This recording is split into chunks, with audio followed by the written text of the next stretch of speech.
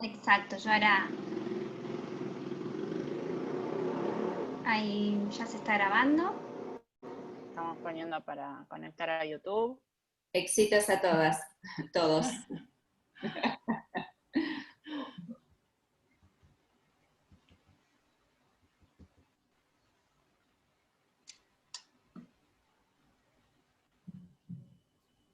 Corto mi micrófono yo. Acepto a los participantes entonces. Avísame cuando comienzo. Acepto entonces. Sí. Ok. Ahí está. Buenas tardes a todos en este día que ya venimos avanzando con todos nuestros conversatorios y las distintas mesas, que realmente ha sido un placer y un gusto escuchar tantos colegas y con tantas experiencias enriquecedoras y valiosas. No solo en este ámbito, sino también enriquecernos con todo lo que ha estado sucediendo en distintos lugares de nuestro país y las distintas especialidades, escuchar a colegas con tanto trayecto, tanta experiencia, y también escuchar colegas jóvenes que también nos han transmitido sus saberes, sus conocimientos y lo que están haciendo. En esta tarde vamos a tener una mesa muy interesante, creo al menos así, que va a ser para cada uno de ustedes, ya que esta mesa es situaciones problemáticas éticos legales en el contexto de la pandemia. Realmente hemos vivido y hemos transitado distintas situaciones en todos los lugares de trabajo, en todos los lugares asistenciales que han sido difíciles, desde el ámbito laboral, desde el ámbito del desempeño, desde el ámbito de los lugares, las adecuaciones, las instalaciones, los elementos de protección, algo que nos sorprendió a todos nosotros. Y también, por supuesto, distintas situaciones frente a los pacientes, frente a la familia, frente al equipo de salud, de cara al equipo de salud, que también nos replantearon diferentes conflictos, podemos decir, o diferentes situaciones bioéticas o éticas inclusive, que seguramente en esta tarde vamos a profundizar un poco más. Para no demorar la presentación de esta mesa, quisiera darle la bienvenida y presentar a la licenciada Sofía Pagliero, que va a ser nuestra primera expositora. Ella es licenciada en enfermería, es secretaria de Asuntos Profesionales y Laborales de AECAF, de la Asociación de Enfermería de Capital Federal. También Sofía es directora del curso de enfermería laboral de AECAF, que se viene dando hace mucho tiempo y de los cuales también aprendemos mucho acerca del mismo. Y también es enfermera laboral, supervisora de Nurse Oxmóvil Argentina y ex docente, por supuesto, de muchos colegas de enfermería, porque ha sido docente en la UBA, en UCES y también en UOCRA. Sofía, bienvenida y te damos la palabra. Bueno, buenas tardes. Voy a compartir pantalla. Bueno, desde ya agradezco la invitación a participar de este conversatorio. Y bueno, desde mi lugar, el aporte que puedo hacer, me parece pertinente iniciar con el concepto de salud y seguridad en el trabajo. Es una concepción que no es nueva, ya lleva mucho tiempo, más de 20 años, pero en nuestro país ha tardado en arraigarse, y especialmente en el ámbito de la salud, porque nos cuesta concebir a un hospital o a una clínica como un lugar donde hay gente trabajadora. Entonces eso pasó que esta pandemia nos sorprendió, y como bien decía Graciela, y a muchos les pasó, no solo a nosotros, sino también en otros lugares del mundo, nos tuvimos que adaptar y todavía seguimos con dificultades porque no teníamos bien identificado o herramientas o gestión sobre la prevención de riesgos laborales en el ámbito de trabajo. Por eso, en este tema les quiero, a aquellos que no los conocen, este material que se llama Salud y Seguridad de los Trabajadores del Sector de la Salud, es un material de la OPS que está en la web y que está accesible para poder formar estos comités en aquellos lugares que no existen. ¿Bien? Tener un comité de salud y seguridad en el trabajo nos va a ayudar a identificar los riesgos, a establecer prioridades, a disminuir los daños y los accidentes y las enfermedades profesionales. Y además, como los comités tienen la participación de la gente que trabaja, va a mejorar el estado de ánimo y da confianza a los trabajadores del lugar. Hoy la pandemia, ¿qué nos pasó? Nos encontró con muy pocos servicios de seguridad y salud funcionando, con servicios de medicina laboral solo para reconocimientos médicos que no se ocupaban de los riesgos del medio ambiente, con la mayoría de los empleadores y ART que no tienen declarado al personal de salud como expuesto a riesgos biológicos, cosa que es una obviedad, pero sin embargo, no, es como si no trabajáramos con riesgo biológico. Después tenemos enfermeros o colegas en multiempleo, con lo cual podemos decir que están doblemente expuestos. Bueno, el tema de los ingresos que nos lleva a trabajar en dos lugares, y hoy en día se ve el resultado que hay mucha más cantidad de enfermeros y se ha mejorado la calidad de formación de los enfermeros, pero todavía están pendientes las categorías y generar cargos adecuados a la cantidad de enfermeros que se formaron, porque tenemos una realidad que hay enfermeros desocupados, porque las partidas no llegan a los lugares donde se formaron. Bien, ante el advenimiento del COVID hay una normativa, que es como el objetivo mío, es plantearles que aquellas personas que están trabajando conozcan la normativa que tienen y que se ha generado con el COVID. Hay una normativa especial y hay una normativa que aplica, que es la que ya existía. La especial son los decretos emanados del Poder Ejecutivo para todos los ciudadanos y aplicados a enfermería como personal esencial. Después hay una normativa del Ministerio de Salud de la Nación en cuanto a cómo manejar la enfermedad y cómo protegerse, que es una normativa muy extensa y muy rica para poder informarnos. Y después la normativa de toda la vida, que es la ley 19.587, que es la ley de higiene y seguridad, y la ley 24.557, que es la de riesgos del trabajo.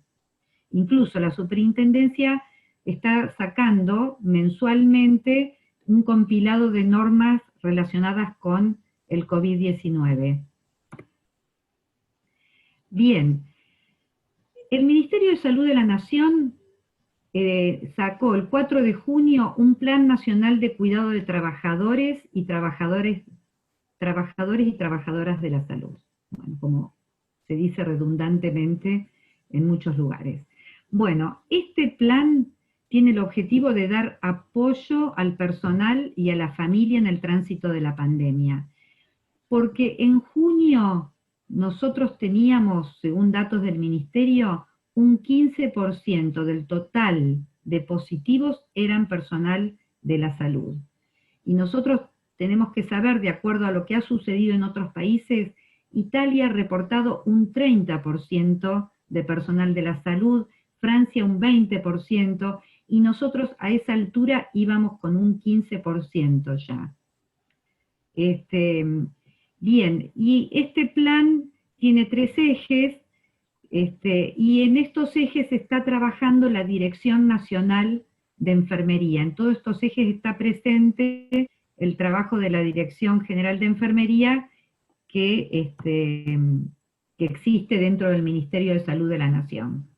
Bien, esto salió, yo les dije, el 4 de junio, y el 8 de junio salió la ley 27.548 con material similar, que se llama Programa de Protección al Personal de la Salud, donde ahí en principio se asegura la bioseguridad, que haya protocolos para trabajar, capacitación, asesoramiento de protección, diagnóstico continuo. Dice que tiene que haber, por eso es importante reportar, un registro único de personal contagiado y que la Nación va a colaborar con la compra de elementos de protección personal en aquellos lugares que tengan déficit. También hemos visto que la Nación ha llevado equipos de enfermeros a los lugares que estaban desbordados, ¿no? Porque no es a los que tienen necesidad, sino a los que están superados. Bien. Después salió la ley 27.549 con beneficios especiales a personal de la salud, Fuerzas Armadas, de seguridad y otros ante la pandemia de COVID-19. Acá nos dice que va a haber exención de impuesto a las ganancias sobre las guardias y horas extras, no sobre el sueldo, sino sobre esos campos que uno genere, ¿no?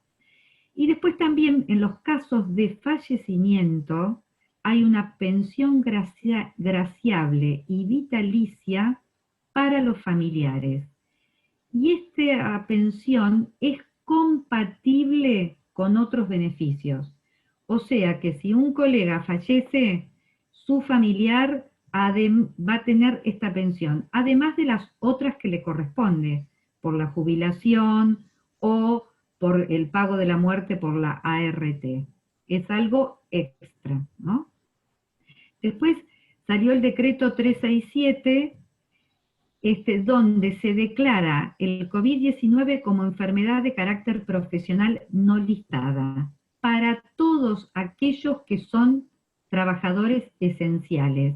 Por lo tanto, estamos cubiertos, siempre que vos trabajes atendiendo a personas que se han infectado, ¿verdad? Pero,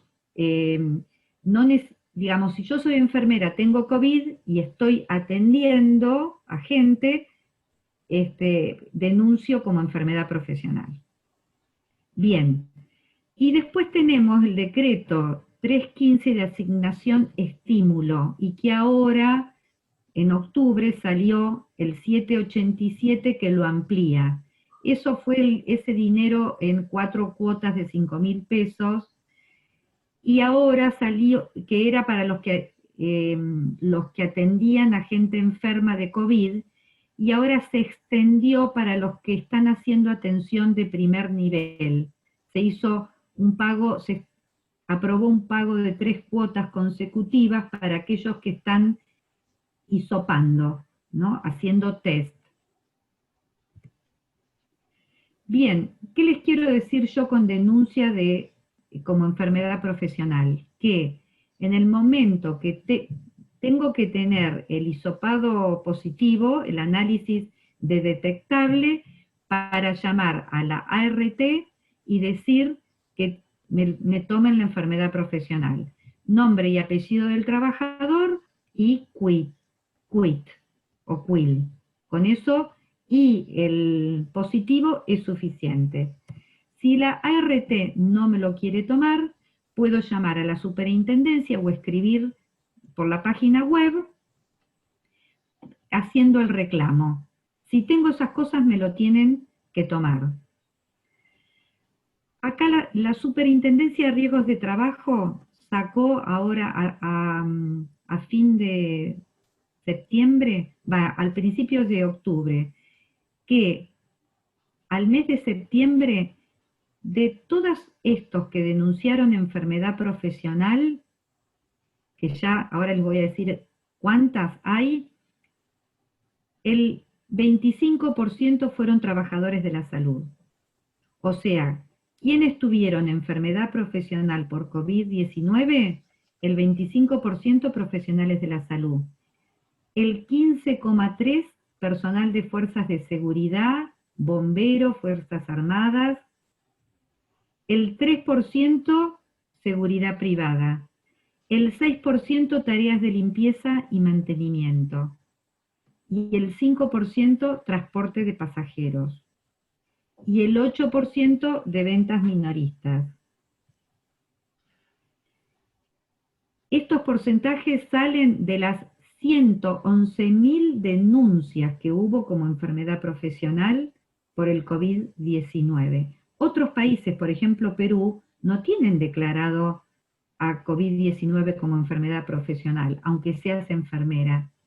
Nuestro país, en ese sentido, allanó el camino bien. Y otra cosa que les quiero, que acá dice, que ya se ha gastado 7.400.000 pesos en pagos de indemnizaciones por enfermedad y en pagos de sueldo por los días de enfermedad, que en promedio han sido 21 días que estos trabajadores han estado inactivos, con un promedio de sueldo de 61.000 pesos. No, y lo que les quería decir, que esto no lo pagan las ART, sale de un fondo que estaba ya, que se venía aportando para enfermedades profesionales, específicamente una que era la hipoacusia inducida por ruido, para indemnizar a esa enfermedad. Se tomó ese fondo para pagar a las enfermedades de COVID. No es que las ART la están pagando, no se van a fundir, por lo menos hasta ahora. Bien, y además como normativa tenemos las licencias, la posibilidad de tener licencia administrativa por estar en un grupo de riesgo, que hubo un cambio reciente, primero a las enfermedades de riesgo inicialmente listadas, se hizo un aclaratorio, se la amplió y se agregó obesidad. Después sobre la obesidad se hizo otro nuevo cambio donde ahora se dice que los de riesgo son los que superen el 39,9 de índice de masa corporal. Primero se puso obesidad, después se puso 35% y ahora se extendió hasta el 39,9, porque debe haber muchos gorditos trabajando, entonces hubo esa necesidad de agregarlo, porque vieron que se vio también que esta enfermedad a los obesos le cursa con mucha complicación, ¿no? Y riesgo.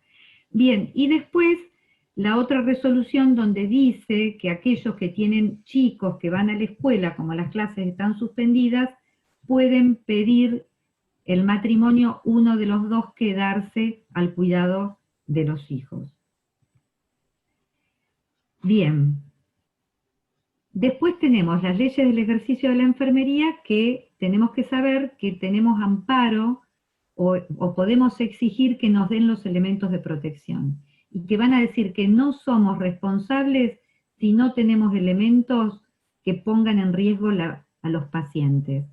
Así que eso lo tenemos en la 24.004 y en la 298.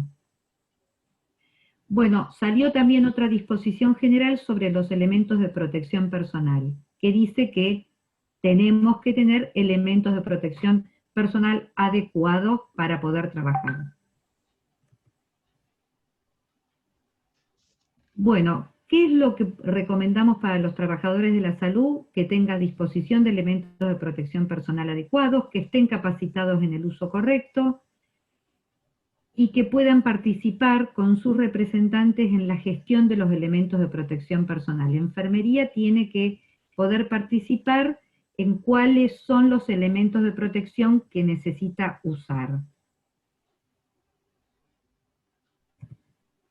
De los elementos de protección quiero repasarles que hay lo que usamos, un elemento que el barbijo común y corriente no es un elemento de protección personal, es un insumo médico o farmacéutico.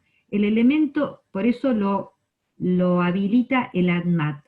Los elementos de protección personal no los habilita el ANMAT, los habilita IRAM. ¿eh? Entonces, cuando nosotros hablamos de un barbijo N95, en realidad es un respirador N95, que quiere decir que filtra del medio ambiente el 95% de las partículas menores de 3 micrones. Y puedo yo tener mejor protección que un N95. Puede ser un N100, puede ser una máscara, que ven que acá que tiene filtros para partículas, que me va a durar toda la vida, o mucho tiempo más, y yo solo le voy a cambiar el filtro, esta o la semimáscara también. Y después existen estos equipos que se llaman PAPR, que tienen, es una máscara completa y tienen un filtro atrás con un motor que permite que sea más eficiente el filtrado. ¿Bien? Cuando la pandemia pase, esperemos poder instaurar los comités de salud y seguridad ocupacional para los trabajadores de la salud. Y no solo ocuparnos de la seguridad del paciente, que es un tema posterior, pero que tiene más envergadura y creció mucho más dentro del ámbito hospitalario.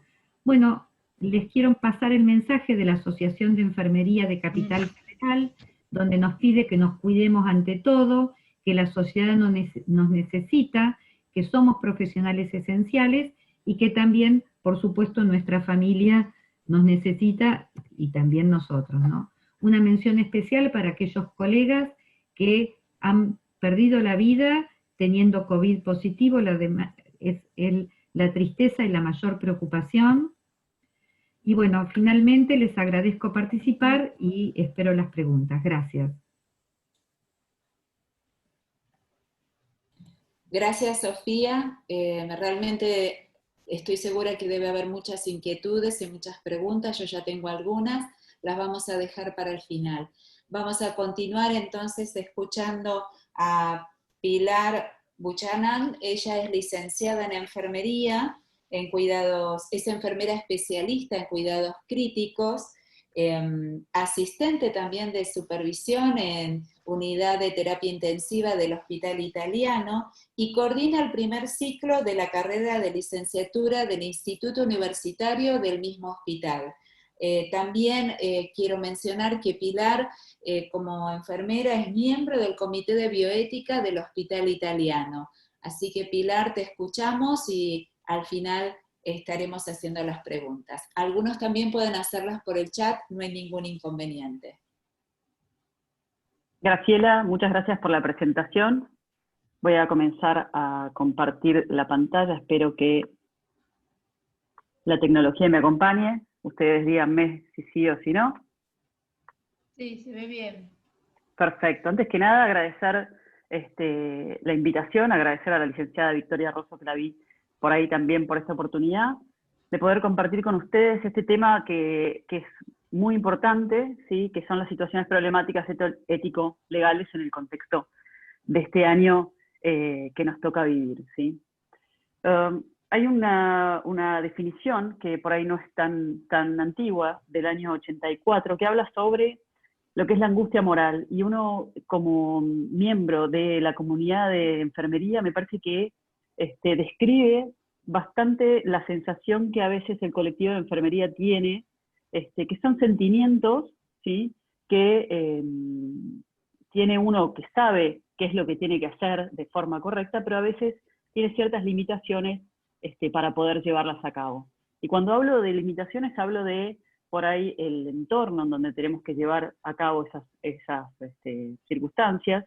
Por ahí uno habla sobre preferencias de la familia como limitante, de la cultura propia del lugar, tal vez de la falta de recursos, tal vez de las políticas propias del hospital o del lugar donde estamos trabajando, y también por ahí de las limitantes de las directrices de los supervisores. Entonces, en general, el enfermero operativo que está a cargo de cierto paciente genera este tipo de circunstancias, a veces generan lo que se llama angustia moral, y me parece que en este año 2020 los enfermeros tenemos este tipo de sentimientos y tenemos un listado muy grande de emociones y circunstancias en las cuales también tenemos que trabajar a propósito de este año que nos toca vivir.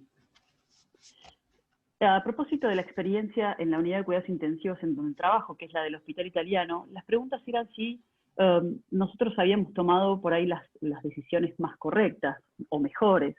En líneas generales siempre lo que uno intenta realizar cuando trabaja, ¿verdad? En el año 2010 la terapia intensiva empezó a ser una terapia de puertas abiertas. Esto quiere decir que el familiar del paciente podía estar 24/7 al lado de la cama, independientemente de la condición de su familiar, si estaba crítico o si no. Y a propósito de esta pandemia, como ustedes saben, eso se vio completamente limitado, ¿no? Entonces empezamos a trabajar con, digamos, sin el apoyo de la visita, empezamos a modificar la forma de trabajo, y bueno, vimos también que digamos, el aislamiento de los pacientes es una necesidad, uno no va a poner en riesgo a la familia en estas circunstancias. Si eventualmente existe la posibilidad de que el familiar pase con todos los recaudos necesarios cuando el paciente tiene fin de vida, ¿sí? También lo que hablamos sobre también la discusión sobre el ingreso de los pacientes a la unidad de cuidados intensivos. Ya en marzo nosotros habíamos empezado a ver lo que había sucedido tanto en Italia como en España, de que los profesionales de la salud habían tenido que empezar a definir qué tipo de pacientes son los que iban a necesitar respirador, por ejemplo, ¿sí? ¿Qué tipo de pacientes o cuáles son los pacientes que iban a necesitar la atención de la unidad de cuidados intensivos? Y además empezaron a suceder que el recurso era limitado. Entonces, de marzo a esta parte, en nuestra unidad empezamos a tener ese diálogo, ¿sí? Con los ejemplos de Europa empezamos a pensarlo de antemano para que no nos agarre desprevenidos tener que hacer este tipo de definiciones tan complejas en ese momento. También que, como comentaba la colega anterior, Sofía, ella habló sobre el equipo de protección personal y la importancia del profesional que lo usa, que haga un feedback, ¿sí? Que devuelva y diga, mira, esto la verdad que me sirve, esto la verdad que no, esto me lastima la nariz. Digamos, en líneas generales, tratar de utilizar cuál es el equipo de protección más correcto, si nos ponemos el equipo de protección personal en exceso, tal vez, un barbijo en N95, arriba el quirúrgico, si eso es válido científicamente, si no, si vale la pena ponérnoslo doble o no. Hablar en el proceso de gestionar para no quedarnos sin equipos de protección personal, ver de qué otras formas podemos utilizarlo de forma segura y ver que tengamos disponibilidad, ¿verdad?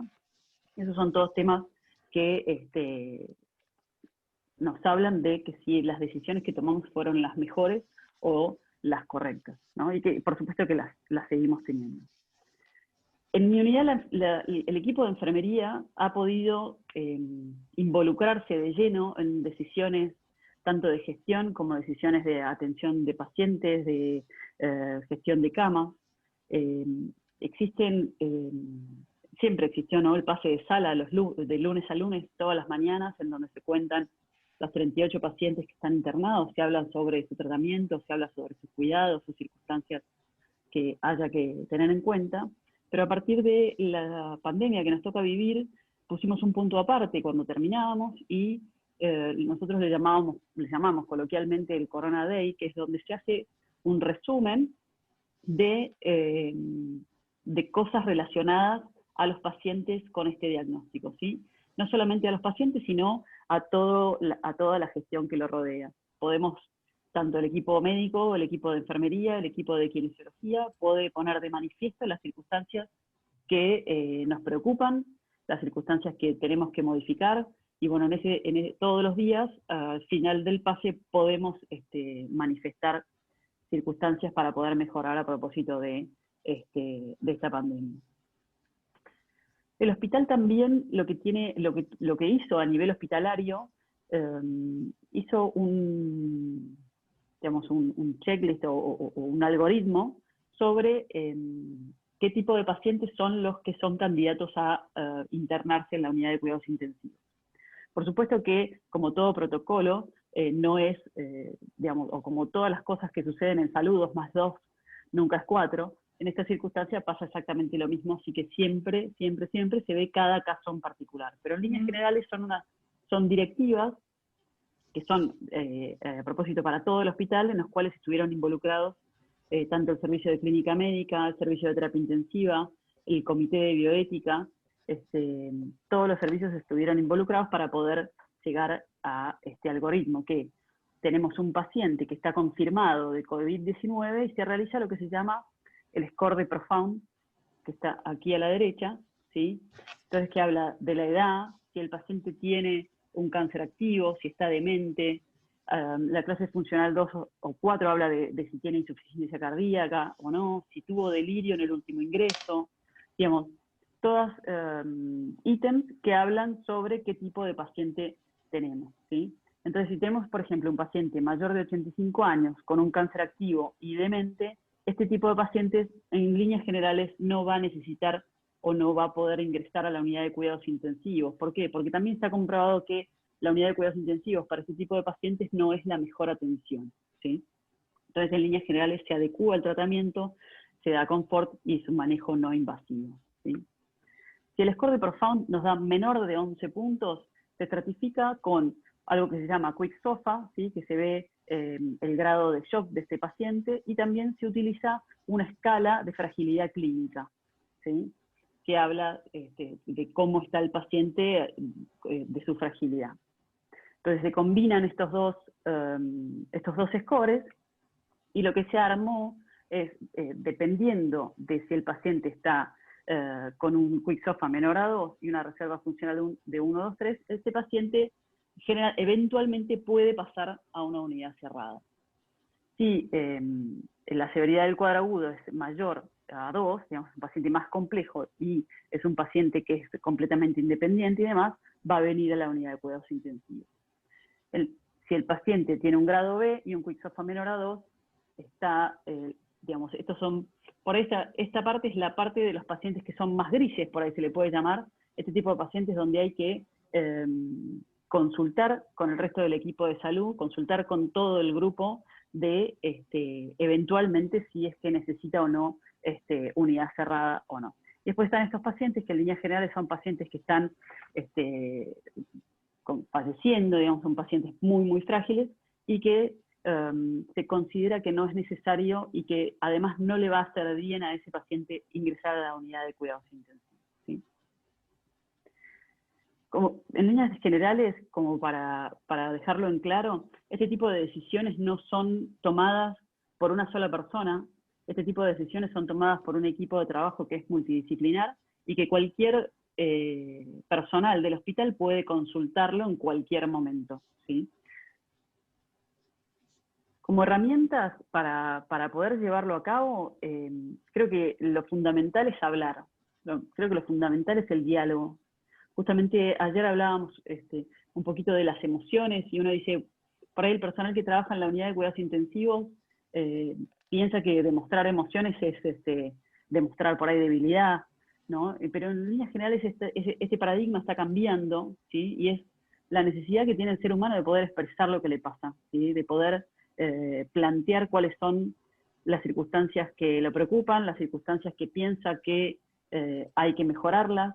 Y me parece que eso es fundamental en el equipo de trabajo para poder enfrentar una circunstancia como la que estamos pasando en este año, que la verdad que ha sido disruptiva y ha sido no solo a nivel laboral, sino a varios otros niveles que vive la persona. Pero en líneas generales creo que el diálogo y expresar lo que está sucediendo es fundamental.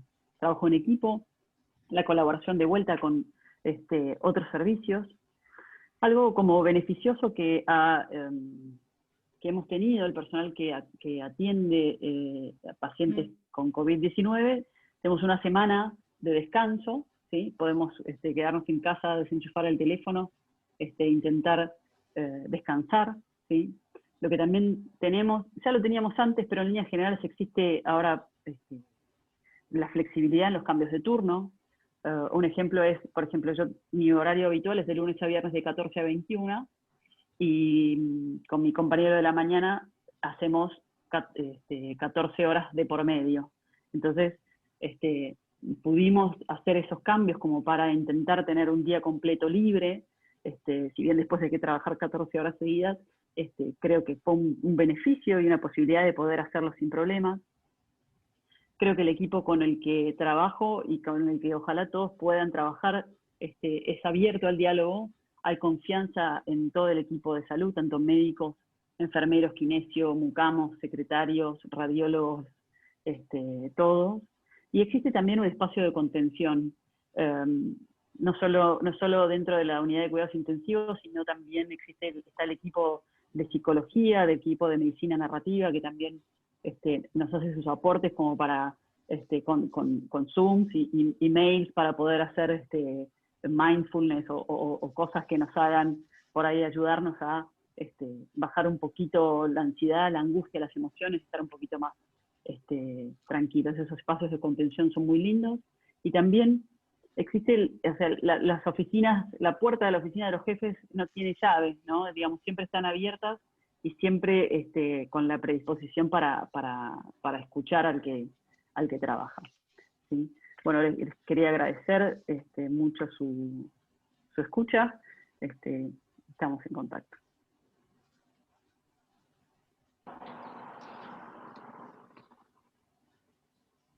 Ahí estamos habilitando a Graciela Rojas y al siguiente disertante para que continúen con las presentaciones.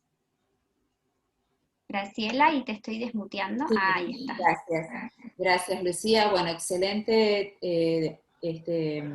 tu disertación, Pilar, y creo que nos abre muchos interrogantes y algunas preguntas para hacerte desde quienes estuvieron trabajando o trabajan en el área de cuidados intensivos.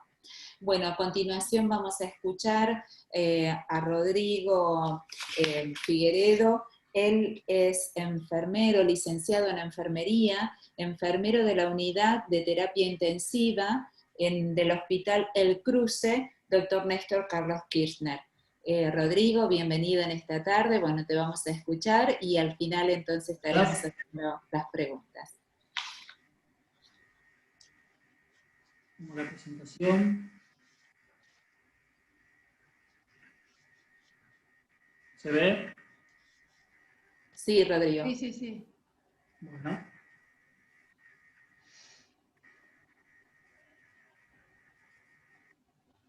Bueno, gracias por invitarme. Una de las primeras veces que estoy en un conversatorio, así que a ver si me tomo un poquito, tengan paciencia. Cuando Elena me mandó un mensaje, Elena Perich, que la conozco hace muchos años, ella fue una de las que tuve como docente en la UBA, fue un gusto volver a encontrarla acá. Me habló sobre este tema y yo pensaba, digo, ¿qué es lo que puedo hablar? ¿Qué es lo que puedo contar, ¿no? Sobre esto de las situaciones problemáticas grandes en el contexto de la pandemia, de la pandemia de todo el mundo. Todos ustedes ya saben lo que está pasando a nivel internacional, a nivel nacional, a nivel local, ¿no? Entonces, lo que voy a hablar un poco de nuestra experiencia. ¿Se escucha? Perdón, Rodrigo, hay ¿Sí? como un sonido de eco y están informándonos que hay algunas interferencias. Quizás haya algún aparato encendido o algún altavoz. Puede ser. A ver ahí.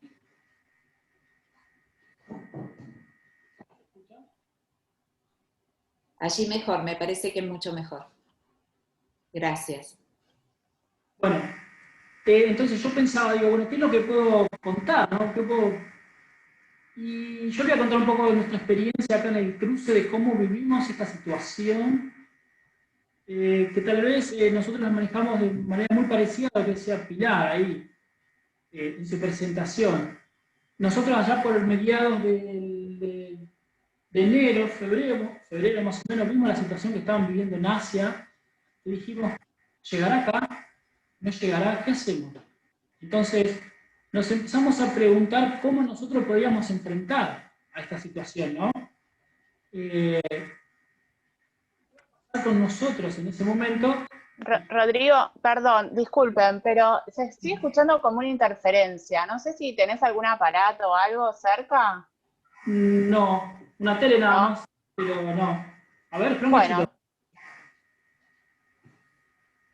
A ver ahí. Lo único que tengo es una tele suelta. Un poquito más lejos.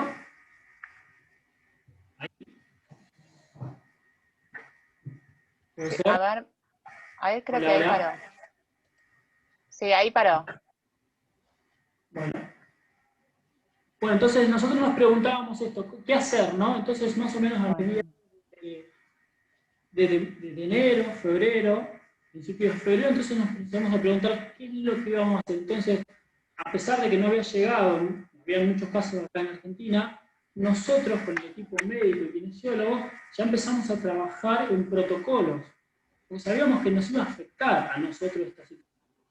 Que no teníamos ningún caso. El hospital, la infraestructura del hospital realmente no estaba preparada para tener a todos.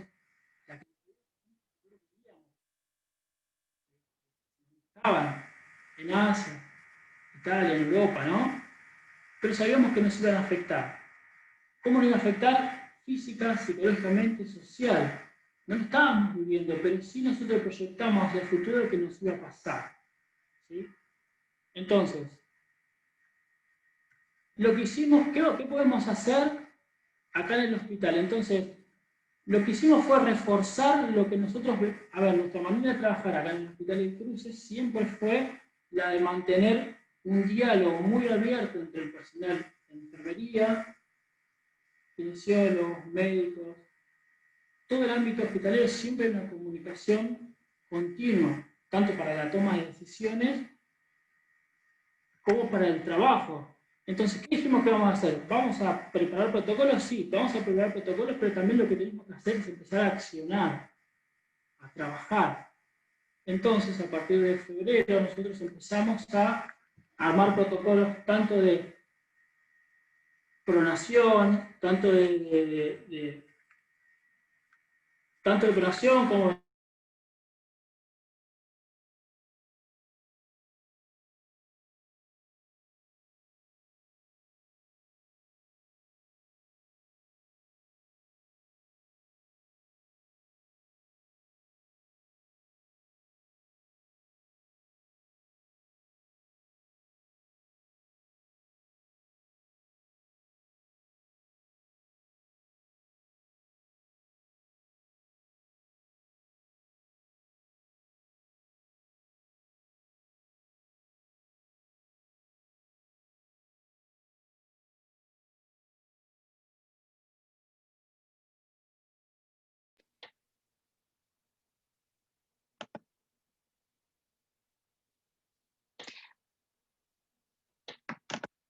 Ahí estamos viendo, te estoy deshabilitando, Graciela, para que,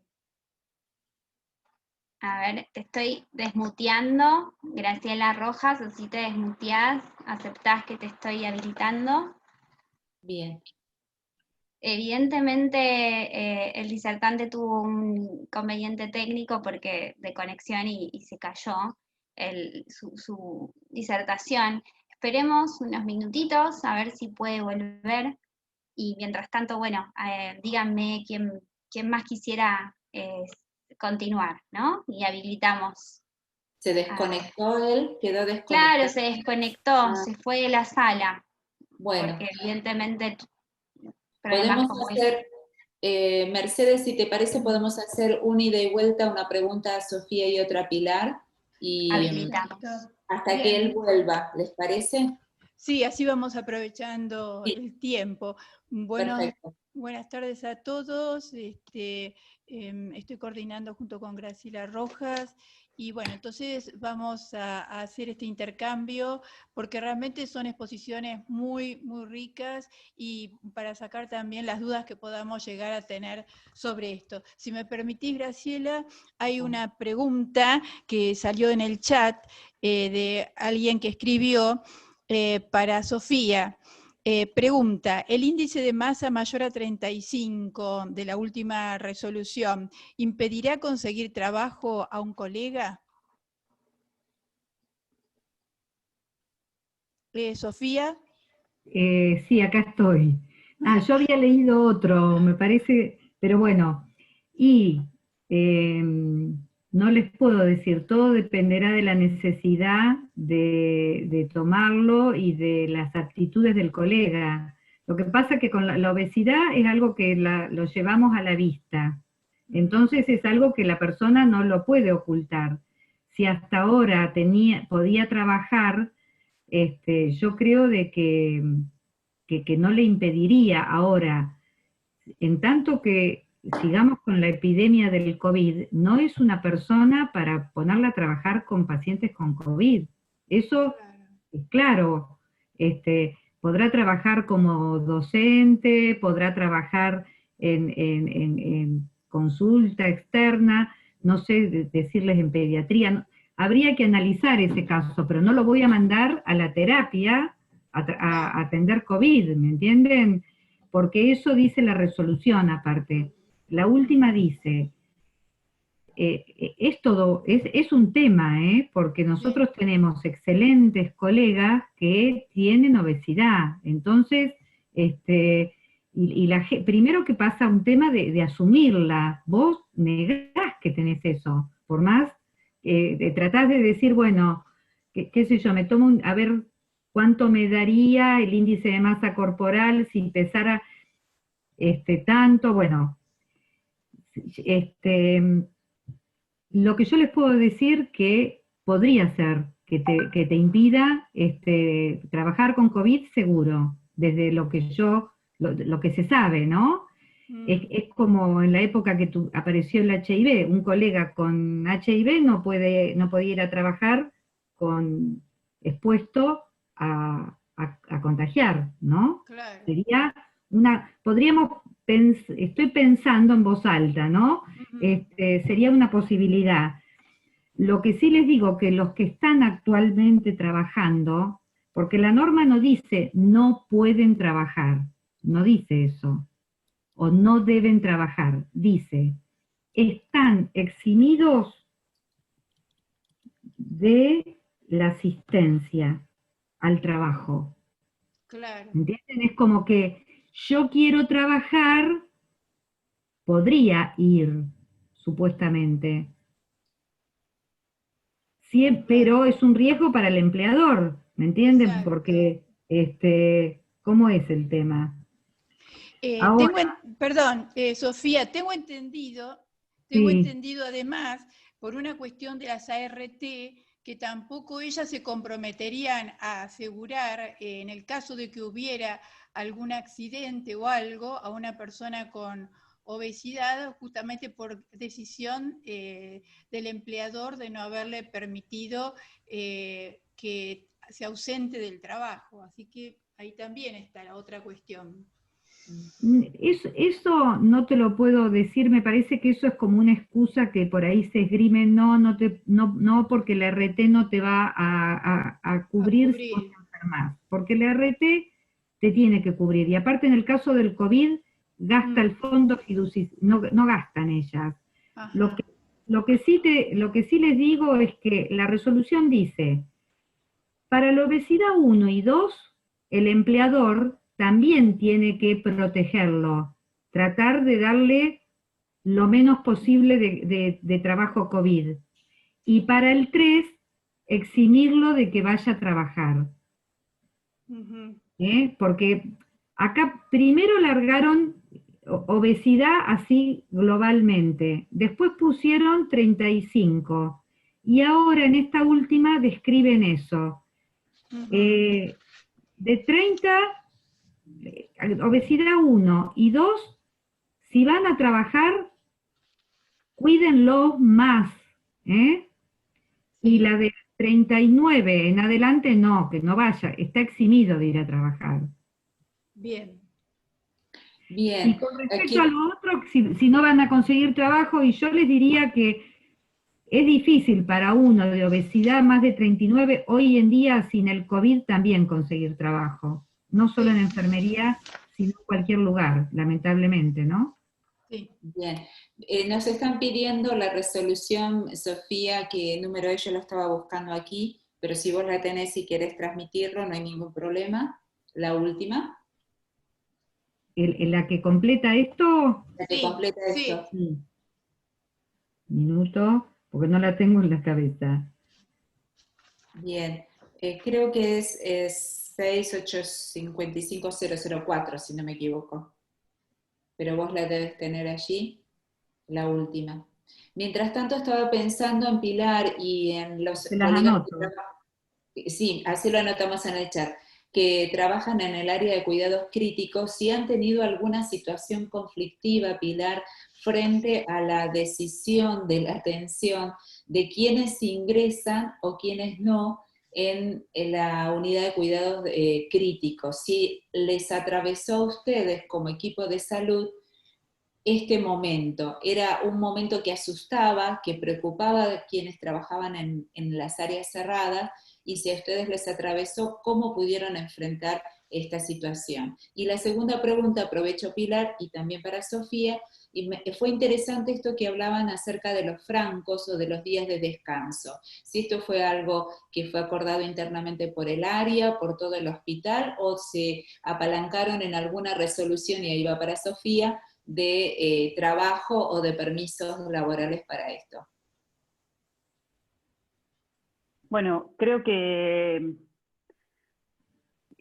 en líneas generales lo hicimos con tanta anticipación que no existió alguna circunstancia que haya sido excesivamente negativa, ¿no? Creo que lo bueno fue, no lo bueno, ¿no? Tener el ejemplo de lo que sucedió en Europa, entonces como que se logró trabajar en esa parte con todo el equipo. Sí hemos tenido por ahí, digamos, cuando el paciente tiene que pasar a la unidad de cuidados intensivos no hay demasiada posibilidad de diálogo, ¿no? Entonces, en líneas generales, ahí el trabajo del equipo de clínica médica fue muy grande, de poder dialogar con los familiares, dialogar con los pacientes, hablar sobre este tema, de que existía este protocolo. Entonces, en líneas generales, se pudo trabajar de forma bastante armónica con ese tema. Sí, existieron circunstancias en las cuales la exigencia familiar existió, pero fueron escasos los momentos en que sucedieron. Creo que toda la sociedad ha entendido un poquito de las circunstancias o la forma de trabajar en las unidades de cuidados intensivos. Creo que la responsabilidad social hacia el cuidado del recurso y de lo que uno veía en la tele, ¿no? Creo que la gente lo ha entendido y sigue acompañando bastante, por suerte, digamos, en la atención en el hospital. Nosotros, por ejemplo, tuvimos que disminuir las visitas, y la verdad que la familia lo entendió y sin problemas, así que, digamos, de los pacientes que no están aislados por COVID hablo, ¿verdad? Así que en ese sentido hubo bastante apoyo. Y después de la segunda pregunta, la verdad que no sé puntualmente si hay algún tipo de reglamentación por parte del Ministerio de Salud o Ministerio de Trabajo, no lo sé. Ahí no lo sé bien, por ahí Sofía lo sabe, pero fue una propuesta del área de recursos humanos, de todos los enfermeros que estaban atendiendo pacientes con COVID, y la verdad que fue muy bien recepcionada, una buena idea. Bueno, gracias. Sí, tal cual lo que vos decís, vos hablabas del agotamiento y fue una de las cosas que empezamos a observar en los profesionales, y teníamos que articular de alguna manera la posibilidad de un descanso. Entonces, esto que vos mencionaste, no sabíamos si fue en la experiencia de ustedes del área, o muy interesante porque fue también apoyado desde los recursos humanos, ¿no? Además, perdón, sobre todo cuando digamos, el personal o los enfermeros que hacemos cuidados intensivos, en líneas generales, si uno tiene que ir a cubrir el piso de internación general, no hay ningún problema. Pero cuando, digamos, el personal de cuidados intensivos no tiene recambio, porque alguien de internación general no va a venir a saber trabajar ya el primer día en cuidados intensivos, digamos, sin una capacitación previa. Entonces, en general, los propios turnos y equipos de trabajo fuimos los que logramos ir reemplazándonos en ese rompecabezas de personal que venimos haciendo, ¿no? Junto con la unidad de cuidados intensivos intermedios y la unidad coronaria. Por supuesto. Sofía. Sacó el Ministerio de Trabajo, la Superintendencia y el Ministerio de Salud muchas resoluciones de cómo trabajar la gente con el COVID. Entonces, independientemente de los de salud, la mayoría de las resoluciones decía de separar el staff de personas, agruparlas, digamos, como un grupo una semana y otro grupo otra semana, para tener más distanciamiento social y además, si hay un contagio, ser menos los que están expuestos. O sea que no es que hay algo puntualmente que trabajen la mitad del turno o que trabajen menos horas, pero sí hay recomendaciones en cuanto a hacer una reingeniería de cómo administrar el trabajo. Por eso es que ustedes en el mismo gobierno de la ciudad se hace lo mismo, se trata, ellos bueno, tienen muchos días por insalubridad o por estrés o demás, pero además de eso se trata de dar como compensatorios a la gente. Se están haciendo malabares porque entre los que están enfermos, usando el COVID, los que están exceptuados porque tienen alguna patología, verdaderamente ingresó mucha gente nueva, hablo del gobierno de la ciudad, ¿no?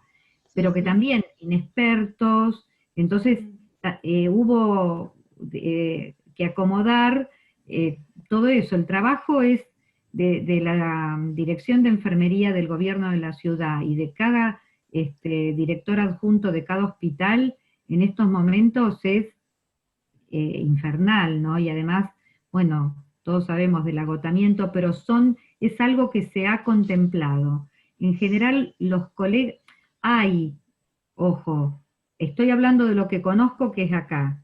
Sí leo en las redes, como podemos leer todos, que hay un director de salud en Tucumán o no sé dónde, donde obliga a la gente a ir a trabajar.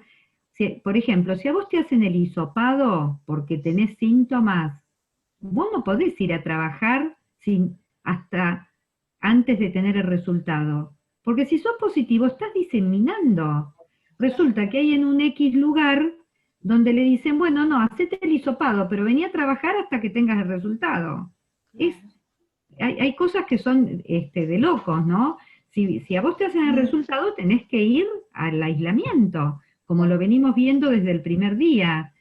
Pero a veces la necesidad también del recurso humano es tan tirana que la gente hace barbaridades porque no tenés quien te atienda a los pacientes, ¿no? Perdón, Sofía, una pregunta con respecto a eso. La persona al enfermero que le hacen el hisopado, ¿puede aducir que, digamos, hay algo que le avale a poder retirarse del trabajo o la institución le puede obligar a que siga trabajando a pesar de que no se sabe el resultado del hisopado? Y lo avala el mismo hecho y todas las normativas existentes, todos los protocolos que te dice el Ministerio de Salud de un caso sospechoso. Con eso ya es suficiente, porque eso. Sí. O sea, la persona se puede negar a decir, no, yo no me puedo quedar a trabajar y se va a su casa tranquila de que no le puede pasar nada. Sí. Digamos, de sanción o algo así, me refiero.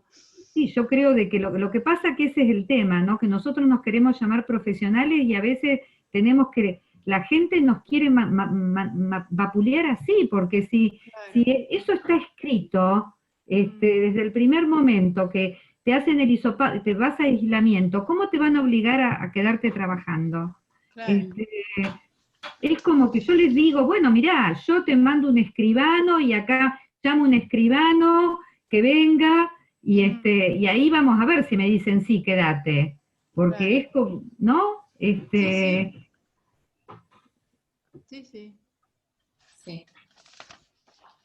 Sí, totalmente. ¿Hay otra cosa más? Bien, a ver si hay alguna otra pregunta que nos estén haciendo. Bueno, sí es cierto esto que decía Sofía, creo que por eso también estas situaciones problemáticas, como decía ella, porque también una de las situaciones era el aspecto de que muchos colegas se enfermaban o de pronto, de una guardia a otra, sabíamos que alguien estaba en una guardia o estaba en su lugar de domicilio esperando el hisopado, y también saber cómo se iba a enfrentar esa guardia, cuántos enfermeros íbamos a contar. Por supuesto que sí, estos extremos que acaba de mencionar Sofía no son absolutamente acompañados, creo que por nadie, más allá de la necesidad y que nadie quiere sobrecargar a ningún otro colega, que eso también es Claro. cierto, ¿no? Somos pocos, sabemos que somos pocos, y bueno, frente a una pandemia como esta, siempre se ha hecho el esfuerzo, yo estoy segura que en todos los lugares se debe haber hecho el esfuerzo para que estén las dotaciones o los planteles de enfermería con el número suficiente. Y también otra de las cosas que pensaba, ¿no? Algo que se mencionó al principio,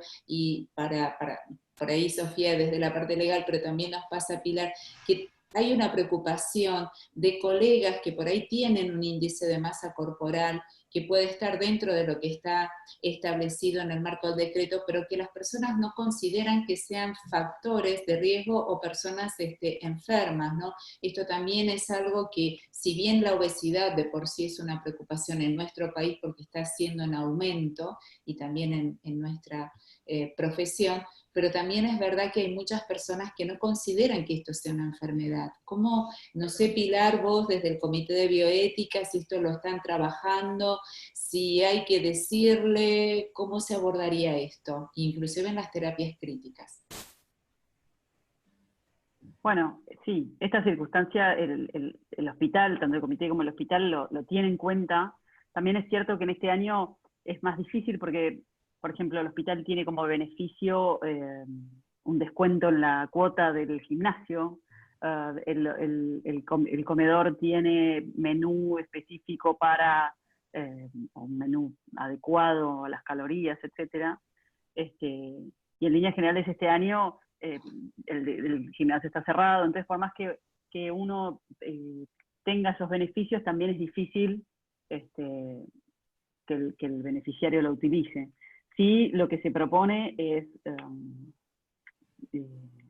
el seguimiento nutricional del personal por parte de medicina laboral.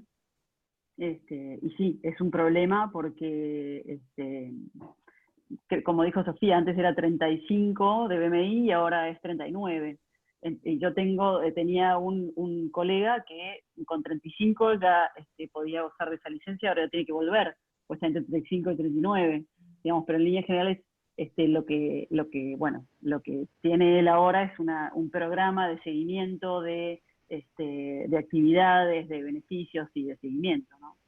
Creo que nos ha abierto una puerta para mejorar la calidad de vida del personal, porque es verdad que existe, tenemos mucho personal que está en ese BMI. Después, por ejemplo, me pasó lo siguiente, nos pasó lo siguiente. Tenemos un empleado muy, muy calificado que tiene 40. Y él quiere trabajar, y la supervisión lo necesita, porque sin él no funciona algo, ¿no? Entonces, bueno, es un dilema, porque tenés que responsabilizarte, y ahí, bueno, la resolución dice que si lo eximís al empleado de que venga, pero si él quiere, podría, teóricamente.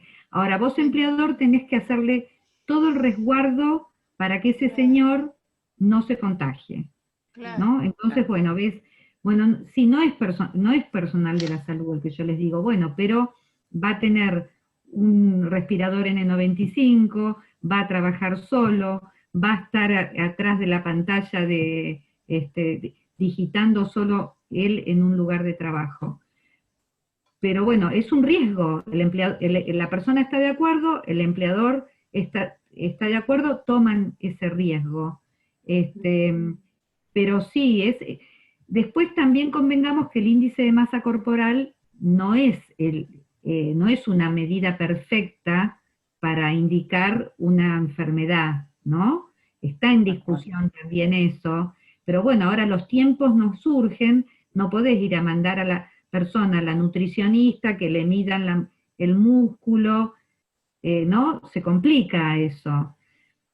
Pero bueno, es un tema, es como que en estos momentos se pone la obesidad como, se expone como enfermedad, como bien lo decís vos, Graciela. Perdón, Pilar, ¿ustedes tuvieron en el hospital italiano algún caso de muy difícil resolución en cuanto a algún dilema ético con respecto a un paciente COVID? ¿Que recuerdes? Bueno, tuvimos el caso de un paciente que estaba, digamos, el paciente no tenía diagnóstico de COVID. Ajá. Era un paciente oncológico, joven, que estaba haciendo un rechazo de su trasplante de médula, entonces, nada, tenía ciertas complicaciones y tenía un muy mal pronóstico y termina falleciendo. Sí. 3 días previos a su fallecimiento, su pareja con diagnóstico de COVID positivo. Y no pudo entrar, digamos, no pudo venir Claro. a ingresar a verlo. Entonces, eso generó dificultades o circunstancias que han hecho que el paciente fallezca sin su familia al lado, y bueno, toda una serie de circunstancias que nos hace replantearnos, ¿no? De vuelta, si podía venir o no, eso de vuelta de la familia o del acompañar al paciente. Claro. Ese es el que ahora más recuerdo. También lo que nos sucedió en el hospital, y que lamentablemente nos sigue sucediendo, que nos ha pasado de tener colegas internados Claro. en nuestra unidad de cuidados intensivos, y eso también ha sido, no sé si un dilema ético, ¿no? Pero circunstancias que nos tocan muy de cerca. Sí. Y cómo lo han vivido en ese sentido, ese espejo, ¿no? Porque de alguna manera es un espejo hacia nosotros mismos. ¿Cómo han necesitado del apoyo psicoterapéutico? ¿Lo han pedido o lo han hablado internamente entre ustedes? No, lo hemos hablado de forma interna. Me parece que en líneas generales los que hacemos cuidado, bueno, toda la enfermería convive con la enfermedad y con la muerte todos los días. Pero cuando suceden circunstancias como esta, uno se pregunta, bueno, ¿por qué no me puede pasar a mí mañana o la semana que viene? Sí. Entonces, me parece que nos hace replantearnos cosas, o circunstancias o prioridades en la vida que no es tan mal hacérselas. Creo que nos refuerza como equipo de salud y como profesión, y por ahí encontrarle la vuelta, por ahí tal vez con apoyo externo de profesionales, de ver cómo poder dentro de todo eso sacar algo bueno, ¿no? O sea, o ser mejor. Bien. Sofía, preguntaban en el chat acerca de las mujeres embarazadas o las colegas, no sé si querés hacer alguna Las aporte. embarazadas desde el primer momento están dentro del grupo de riesgo. O sea que están exceptuadas de ir a trabajar. Claro. Así Sí. es verdad, es verdad. Ahora, ahora miren una cosa, por ejemplo, un personal esencial, como somos nosotros, si tenés 60 años, no estás exceptuado de ir a trabajar. Solo vas a estar exceptuado de ir a trabajar si tenés alguna de las patologías asociadas. Pero vieron que en el coso de riesgos dice mayores de 60 años, siempre que no sean personal esencial. Sí. Porque también el número, la edad también es un parámetro arbitrario de estado de salud, si se quiere, ¿no? Es verdad, es cierto. Pero es un detalle. Bien. Porque nosotras mismas en la asociación muchas veces nos preguntábamos, ¿no? Cuando tuvimos los primeros colegas fallecidos, ¿pero qué hace alguien tan grande trabajando todavía? Bueno, y acá en el chat también veo que algunos no quieren, que dicen porque cobras menos, y sí, el tema económico es un factor que hace que vos no... O también nos pasó que hay colegas que tienen problemas de salud, pero no tienen documentado que la enfermedad, ¿entiendes? Son asmáticas, pero no se tratan, no tienen seguimiento de un médico. Claro. Y eso también dificultó la solicitud de licencias. Claro, sí, es verdad, es cierto. Es cierto. El doble empleo también es algo que es muy común en nuestros colegas, esto tenemos que reconocerlo. Como decía Sofía, la situación económica también es otro factor por el cual muchos de los colegas a veces lo tienen presente, no quieren el mínimo descuento, aunque esto es una enfermedad de riesgo de trabajo, ¿no? Y de alguna manera me quedé pensando al inicio de la conversación de Sofía, que decía, desnudó, por así decir, una situación de irregularidad que podía haber en algunos centros con respecto a sus trabajadores, ¿no? Bueno, bienvenido sea si esto ordena y si esto hace que todos tengamos que estar trabajando con nuestros profesionales o nuestros trabajadores correctamente, ¿no? Como debe ser, ¿no? Sí.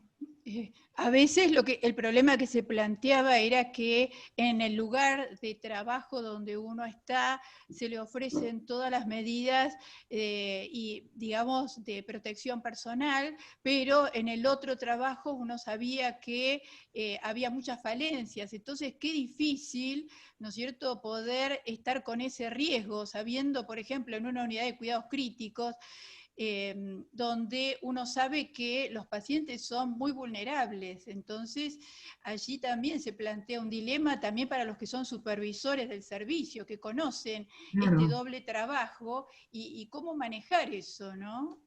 No es tan fácil. No. No, porque te metes en la privacidad de la persona. Claro, sí. Uh-huh. Con respecto a los elementos de protección personal, Pilar, ¿podés abordarnos algún comentario que hayan ustedes visto, que haya sucedido o que crees importante para los colegas que están escuchándonos? Hay colegas de distintas áreas del país.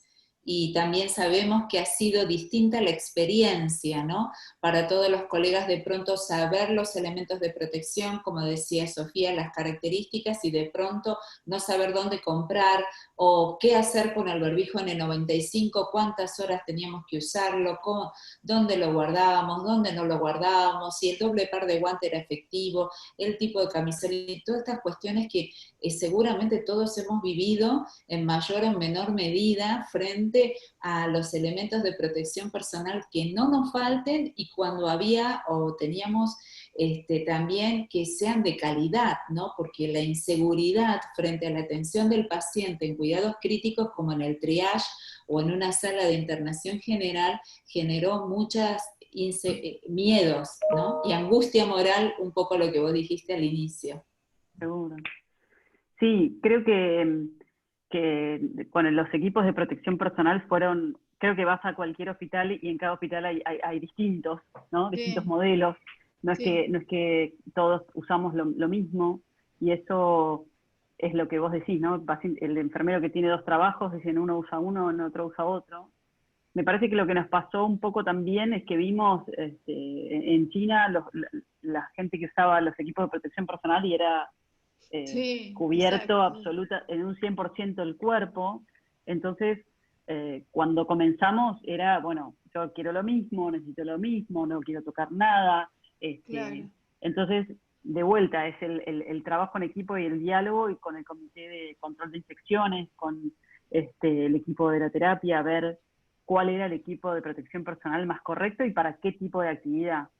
Nosotros en la unidad de cuidados intensivos dividimos la terapia por cohortes, entonces había como una mini terapia de 7 camas, 2 de 7 camas, donde ya ingresabas cambiado. Entonces todo lo que hacías dentro de la unidad, tanto registro, atención del paciente, o sea, estabas todo el turno allí adentro. Entonces estás todo el turno ahí adentro con el equipo de protección personal colocado. Salís una hora entera a tomar algo al baño, a hidratarte, etcétera. Obligatorio, ya lo pusimos como obligatorio, bueno, que también está contemplado. El equipo de protección personal tenemos 2, en realidad, son dependiendo de lo que vamos a hacer. Cuando vamos a entrar a esa área, que hay 7 camas completas, el equipo es como una especie de mameluco que es hidrorrepelente, que es completo, tiene un cierre hasta arriba y capucha. Son las antiparras que son herméticas, el N95 y la protección en la cara. Y luego están los guantes. Después, como opción al mameluco, porque no todos los días lo teníamos también, tenemos un camisolín que es hidrorrepelente, y después el resto es lo mismo. En la cara el N95, las antiparras que son herméticas y cofia. Y una máscara que cubre la cara. Sí. Después teníamos botas, usamos botas también, y en general el mameluco es mucho más cómodo para tenerlo puesto más tiempo. Por ejemplo, si vamos a entrar 1 hora o si vamos a entrar solamente a la habitación del paciente, con el camisolín digamos, ya es cómodo para usarlo. En cambio, si estás más tiempo, el mameluco es muchísimo más cómodo. Después utilizamos protecciones en la piel, porque el N95, las tiras, marcan mucho, entonces el servicio de dermatología nos daba una especie de parches para protegernos la piel, y en eso consta el equipo de protección personal. Por suerte todavía hay, tuvimos en algún momento que tuvimos que cuidarlo un poquito más, pero en general hay. Y por ejemplo, la directiva hacia el personal operativo es: si tenés que salir de la unidad, salís, no importa la cantidad de veces. Porque ahora que está empezando el calor, el equipo de protección personal está molestando más. La verdad que digamos, hay que poner el aire acondicionado en mucho frío, porque la verdad que con el equipo se hace muy incómodo, el personal tiene calor. Entonces la directiva es, las veces que uno necesite salir a tomar agua, ir al baño, hay que hacerlo. Una cosa. Sí, yo creo que acá también nos dimos cuenta que los enfermeros se llevan el uniforme a la casa, a lavarlo a la casa, porque hubo que con el transcurrir del tiempo, yo que ya soy bastante mayor, en una época, en la misma institución que vos trabajabas, dejabas el uniforme y lo retirabas limpio. Después, los gremios, las paritarias, qué sé yo, arreglaron que te pagan un lavado de uniforme y la gente se lo lleva a la casa, ¿no? Entonces, ahora de golpe pone en evidencia que eso está mal, que no te tenés que llevar el uniforme a tu casa. Así que bueno, así como en la época del HIV también aprendimos y dejamos de usar jeringas reutilizables de vidrio, y agujas, acuérdense, ¿no? Hace 30 años, usábamos un poco más de 30 años, y a partir de ahí eso cambió completamente, ¿no? Creo que una de las cosas que va a tener que cambiar es en relación a la ropa de enfermería, donde vamos a tener que usar más cosas descartables, o que se laven en las instituciones, pero dejar de andar con la ropa de un lado al otro. Es verdad. Sí, es una buena posibilidad para volver a retomar eso. Es una buena idea. Sobre todo pensando en que esto no se acaba ahora, sino que seguramente va a tener una cierta continuidad. Entonces, ya con esta experiencia, poder revisar nuestros protocolos para también por la seguridad de nuestra gente, ¿no? Seguro. Sí, tal cual. Esto creo que es para largo. Tenemos que aprender a convivir. Pensaba en lo que decía Pilar, se viene el verano, es tan difícil de andar por la calle con un barbijo, no quiero pensar en los lugares de trabajo donde no hay aire acondicionado y todavía hay ventiladores, o en las regiones del norte del país, ¿no? Pero también se trata de nuestra protección, por lo cual esta convivencia o este binomio, creo que ahora hay que hablar de un binomio porque lavado de manos, distanciamiento social y la protección van a ser elementos que vienen para quedarse. Lo necesitamos que la sociedad también acompañe, porque nosotros somos los que recibimos a la población, a la comunidad. Está aumentando el caso en niños también, y bueno, estas son situaciones que nos ponen de preocupación y de cara también a fortalecer el equipo. Creo que todavía el desafío tanto laboral como emocional o articular situaciones que nos puedan seguir ocurriendo, tenemos que empezar, porque es una necesidad también sanitaria, a abrir las puertas de las salas de la terapia intensiva como de otros espacios de los hospitales para la atención de otras patologías, de otras enfermedades u otras cirugías. Entonces, también es un cambio que estamos empezando a vivir en este mes, creo, o en este tiempo, que es, bueno, teníamos todo sectorizado, nos habíamos preparado para todo este aislamiento dentro de las instituciones de salud, y ahora tenemos que empezar a convivir con ambas situaciones, con un nuevo escenario, ¿no? Con un nuevo escenario. Mercedes, no sé si quieres hacer algún aporte. Creo que sería bueno, para ir redondeando, agradecerle sobre todo a Sofía y a Pilar, porque son temas de mucho interés para todos nosotros, y justamente acá hay una pregunta que dice: ¿cómo puedo hacer para volver a escuchar estas ponencias que realmente son muy, muy valiosas, y también para invitar a otros colegas que las sigan viendo? Les recuerdo que se pueden ver por el canal de YouTube de Expomedical 2020, que allí pueden ver esta y también las anteriores, que creo que va a ser algo muy enriquecedor para volver a reflexionar sobre estas cuestiones que hacen a nuestro trabajo cotidiano. Así es. También recordarles que que el día 20 tenemos nuestra última exposición, así que todos están invitados para el 20 de octubre. También transmitirles, como dijo Mercedes Samuner, que también esto lo pueden volver a escuchar, lo pueden compartir en sus redes, con los colegas. Hoy tenemos esta posibilidad de hacerlo. Y yo les quiero primero agradecer también a Sofía y a Pilar por las exposiciones, porque tuvimos la oportunidad de dialogar con ellas, ustedes intercambiar también algunos comentarios. Allí pusimos también, pude encontrar la resolución y se los pude compartir, así que está en el chat para que ustedes tengan el archivo de la resolución. Les pido perdón si no es la última, pero es la que encontré en este tiempo. Y como somos colegas y estamos en un tiempo tan especial, ¿qué les parece si le hacemos el aguante, por así decirlo, a Rodrigo? Y a mí me encantaría, Lucía, la gente de Expomedical, que pueda permitirnos abrir los micrófonos, y yo tengo acá el teléfono de Rodrigo. Vamos a hacer, yo no soy tan joven, pero voy a hacer cosas que hacen los jóvenes, y le mandamos un aguante, Rodrigo. ¿Qué les parece? ¿Cuántos se sumarían conmigo? Ahí están habilitados para que se puedan desmutear los micrófonos. Bien, vamos a decir a la 1, a las 2 y a las 3, aguante Rodrigo. Pero a la 1, a las 2 y a las 3. Ok.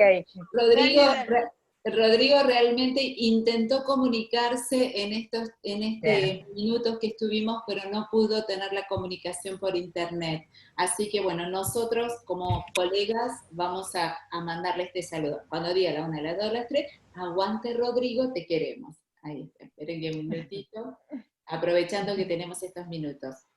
Bueno, ahí. Aguante Rodrigo, te queremos.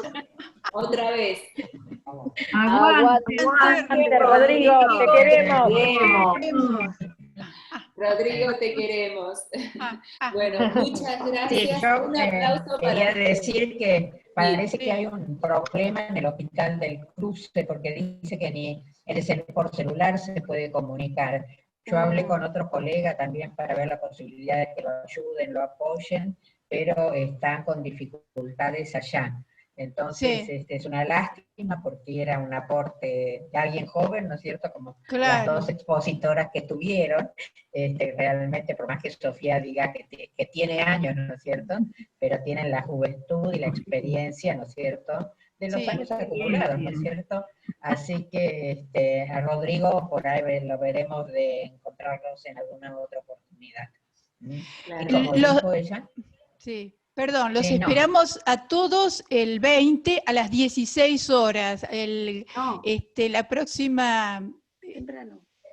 es sí, a a las las 16. 16. El 20 a las 16. ¿Mm? Y realmente les digo que va a ser siguiendo esta secuencia de expositores muy, muy importantes, como todo lo que tuvimos hasta ahora, porque va a haber gente, va a estar Mercedes Jones, que es una conocida nuestra, ¿no es cierto? Va a haber la directora de un hospital de Chubut, que recientemente es una enfermera que se hace cargo de la dirección del hospital, y va a estar también alguien mejor dicho, el director ejecutivo de GDF, que es un grupo que no sé si ustedes lo conocen, que es de un grupo de empresas y empresarios, y que tienen un observatorio de salud, y que es posible que entremos como federación a formar parte de ese observatorio.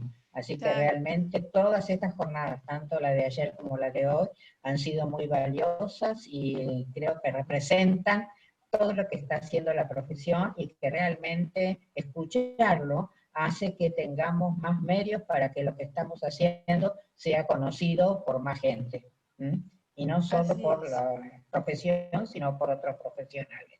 Muchas gracias a todos y bueno. Gracias a Gracias, todos por su Marta. participación. Saludos a Marca, Gracias. Gracias. Adiós. Gracias a Expomédica, a la Lucía, a Gracias, Mariana y a Expomédica. Guadalupe. Muchas gracias. Muchas gracias. Gracias a todos. Muchísimas gracias a todos. Los esperamos Gracias. entonces el día 20. Ahí está. Ahí está. Gracias. Chao. Chao, hasta luego. Hasta luego. Muchas gracias.